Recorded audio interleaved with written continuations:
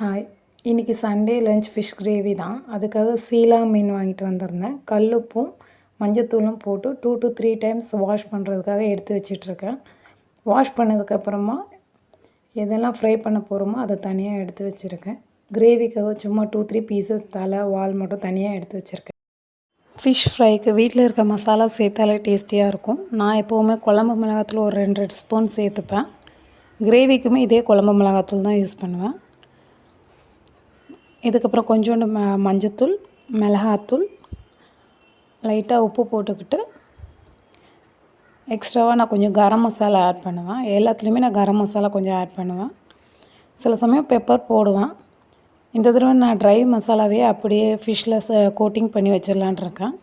ஏன்னா இந்த தடவை நான் ஆயிலில் போட்டு ஃப்ரை பண்ண போகிறதுனால ட்ரை மசாலாவே யூஸ் பண்ணிகிட்ருக்கேன். சப்போஸ் தவா ஃப்ரை பண்ணுறதுனா நான் இதுலேயுமே கொஞ்சம் நல்லெண்ணெய் ஊற்றி பிசைஞ்சிட்டு தான் ஃபிஷ்ஷெல்லாம் கோட்டிங் போட்டு வச்சுருவேன். எல்லாத்தையும் ரெடி பண்ணதுக்கப்புறம் ஃப்ரிட்ஜில் எடுத்து வச்சுருவேன் ஒரு 1 hour.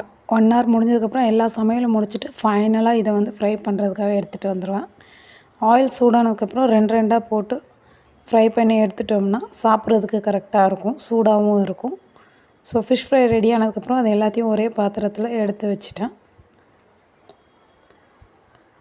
Fish fry ready.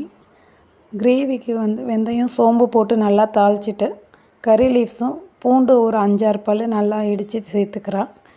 இதை கொஞ்சம் நேரம் நல்லா வதக்கி விட்டுட்டு அதை நல்லா வதங்கினதுக்கப்புறமா நான் எப்போவுமே தக்காளி வெங்காயம் மிக்சியில் அரைச்சிட்டு சேர்த்துப்பேன்.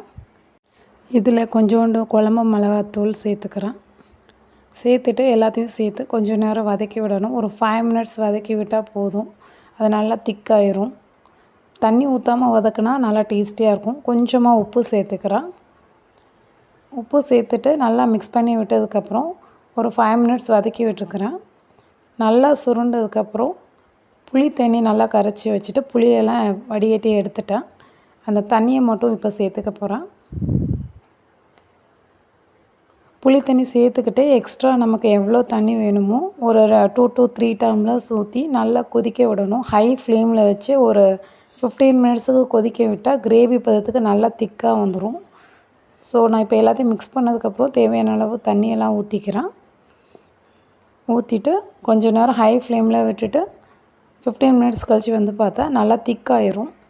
திக்காயிடுச்சான்னு ஒரு தடவை செக் பண்ணிவிட்டு ஸ்டவ்வை சிம்மில் வச்சுக்கணும். ஃபிஷ்ஷு சீக்கிரமாக வெந்துடும். ஸோ கடைசி நேரத்தில் இந்த பதத்துக்கு வந்ததுக்கப்புறம் சிம்மில் வச்சுட்டு ஃபிஷ்ஷெல்லாம் சேர்த்துக்கிறேன். ஃபிஷ்ஷெல்லாம் சேர்த்து ஒரு 2 minutes ஆனால் போதும், ஆஃப் பண்ணிடலாம். இப்போ நான் எல்லாத்தையுமே சேர்த்துக்கிறேன். ஒரு 2 minutes கழித்து ஆஃப் பண்ணிவிட்டு லைட்டாக கொத்தமல்லி தூவிட்டு ஃபிஷ் கிரேவியை வேறு பாத்திரத்தில் மாற்றிக்கலாம். இரும்பு பாத்திரத்தில் செஞ்சால் உடனே மாற்றிடணும்.